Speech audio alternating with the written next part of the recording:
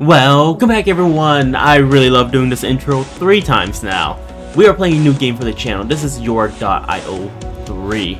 A little bit of funny thing. I actually thought I started recording, so I went into game and talked about a little bit. Realized I wasn't recording when I looked over, so here we are again. We're gonna go ahead and do single player today, at least this time, just to get familiar with the game and really understand. I'm gonna pause time here because I think this is sort of a really good moment. So Yorg IO is pretty similar to a lot of the resource management game I have played in the past. Like Shape IO, and then there's the Factory Town. But some key components to look at here. So I know that looking at this, there's several different buildings. It's really hard to get an idea what's going on. So to start things off, crystal is the currency in the game. Every building so far is using crystal. Can it change? Probably, right? There's a lot more to the game than just putting things down. We have a crystal mine. These will get the crystal, harvest it, put it back into our crystal storage. Once it goes through the crystal storage, we can then use it as some form of currency. So we can put down another tower. So the next common one is basic one is the stone mine. This is the mountain. It allows us to farm for stone. We put down a stone mine, it harvests the stone and processes it. That is then used to produce other buildings. So we have cannons. Very basic. Cannons are to attack. And you might be asking, well, why do we want to attack? Fair question. So at nighttime, zombies will spawn. In this case, we're on day 6. We are going to get 3 zombies that come in. We have 2 up here, 1 coming down this way.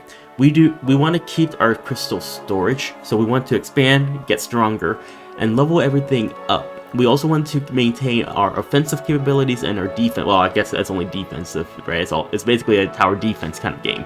So next to the cannon, we have the wall. The wall will allow us to take some damage. Now, with the placement that I put the wall, the intention was to, as the zombies get in closer, they would attack the wall, right? So like it's sort of like a lightning rod, so to speak. And I have a total of 4 cannons. Clicking back on this one, some of these towers you can research for different things. So this one right here has reached its first split, where I can choose to go with a Gatling gun, or I can go with a catapult. My thoughts are, on the inside, we probably should opt for the catapult. Outside, go for the Gatling gun, just due to them being different, right? The Gatling gun is going to be really quick. So they're great for thinning out the herds on the outside. Catapults would be, are slower, but it should pack a lot more impact per hit. Right. So the cannons use cannonballs. We have a cannonball factor, which takes stone, produces it into a cannonball. We also have storage, and that's also one thing to know. I'll click back on the Gatling gun here. The Gatling gun uses a lot of ammunition, so I'll need to definitely increase the amount I'm harvesting of stone and how much I'm processing into cannonballs. Without it, I'm better off just going keep them as cannons or switching to catapults. So that's basically where we are. We also have this one, which is the signal repeater. It just allows us to expand further. So if I were to put down another one like right here, then I would be able to see within this area, right? I'm expanding my city, right? Gonna open up the common time. The walls are working, so that's definitely good. We are at, what the heck? I just got attacked by a fly. I'm working on being able to harvest more crystals. We're currently doing 3.7 per second for each one. I think that's how it's read, not for all 4. So 3.7, not bad, but it's also not good. It could be much better for us. I believe. To level up the next 4, we need 700 there. Cannons are only 316, and that increases our damage. Okay. So we have our research tree. And every time we kill zombies, we get this blue currency right up in the top right corner. And then that allows us to do to upgrade things. So we got the research lab. Where's the research? Right here. 35,000. Wow. Wow. But I'm guessing this is called essence. So putting down the research lab allows us to create more essence. We should be actually able to increase the production of this. So like any other production game, there's a way for us to see how actually efficient we are. So the stone balls or the cannonball, we are producing 1 per second. But with the upgrade, we are now producing 2.9. So stones, we were keeping a balance of over 1, which is really the main one. So now we should be able to produce just a little bit more cannonballs with the stones that we have. 1 hour later. One thing I am thinking of, well, I do have stone here that I could build. The issue is I would have to put down a couple of stone mines, then I would immediately have to put down some form of defense, either walls or walls and cannons, or just cannons, which then takes away from my crystal. I would also temporarily reduce the amount of production I'm really doing. But in the long run, it speeds up the amount I'm harvesting. Okay, let's try this. So this is pulling a lot of our resources to be able to do this.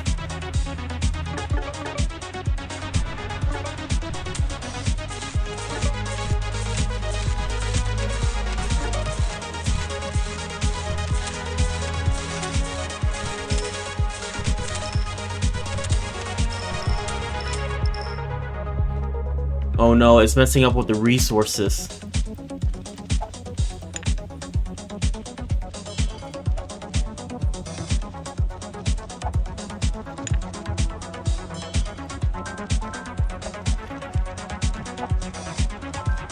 Yeah, it's definitely messing with the resources. So these are actually being sent up here, while some are actually being sent down this way.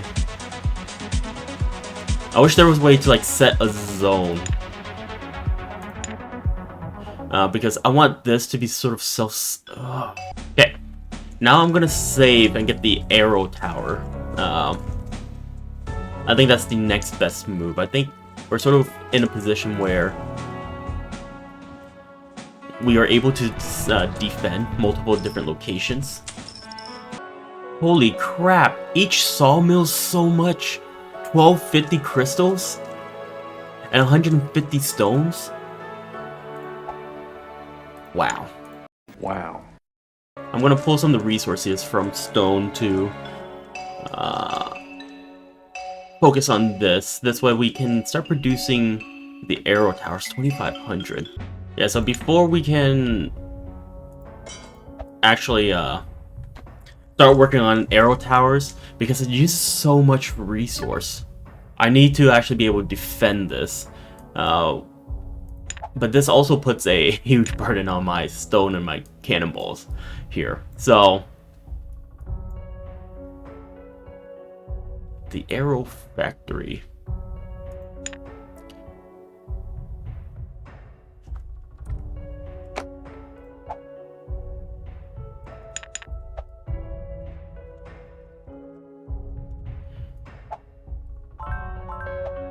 Probably do some upgrades here. As always. Oh, wow. 6 hours later. Okay, so taking a slightly different approach here, just because I really need to be able to defend the forest here. So what I am doing is really a sort of like a sacrifice run. Wow, can you really not hit? You are just right out of range, aren't you?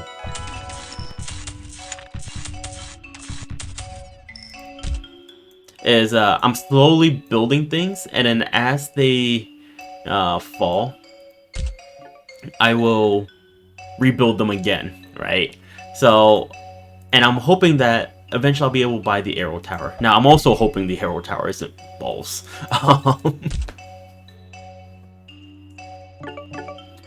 Because, yeah, we definitely need more defenses. And cannons, I think I have too many cannons right now to be able to sustain it.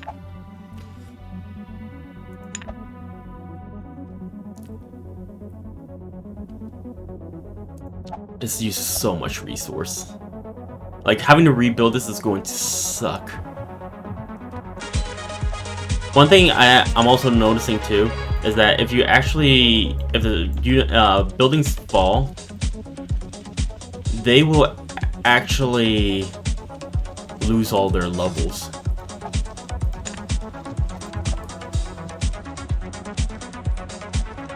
So I really need to be careful on the expansion in particular, because if I expand too quickly, I can use all my resources and not get it back.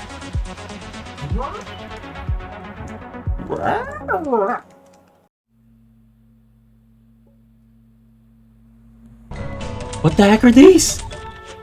No! Oh my god. No, they're... I think they're going to... No. So whatever these are, this might be like a boss level or something. But they completely wiped me out. Oh my god. I was definitely not prepared for that. So, I think next time I probably need to invest into more walls. A huge part of it, of course, is figuring out like what works, what doesn't work over time. And considering this is like my first, I guess maybe my second actual playthrough, I can't remember the first time. It's been 563 days since I last played it.